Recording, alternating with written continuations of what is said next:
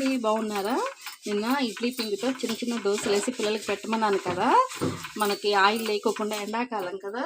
అయితే ఇవాళ ప్యూర్గా మన మినపప్పు దాంతోపాటు కొంచెం బియ్యం వేసాను అనమాట. ఇవి కూడా అలాగే వేయచ్చు అనమాట. కొంచెం బియ్యం,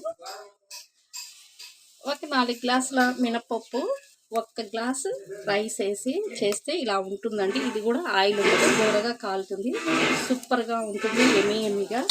మీరు కూడా ట్రై చేయండి. Wow, super.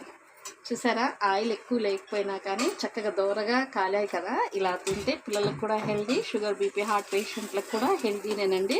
ఎందుకంటే మినపప్పు ఎక్కువ ఉంది కాబట్టి ఎక్కువగా ఆయిల్ లేకుండా ఇలా ఇస్తే టిఫిన్ కానీ స్నాక్స్ కానీ ఆరోగ్యము. మీరు చూసి ట్రై చేయండి, టేస్ట్ చేయండి. వీడియో నచ్చితే లైక్ చేయండి, షేర్ చేయండి, సబ్స్క్రైబ్ చేయండి. ప్లీజ్ మీరు సబ్స్క్రైబ్ చేస్తే నా వీడియోస్ వస్తాయి. Thank you.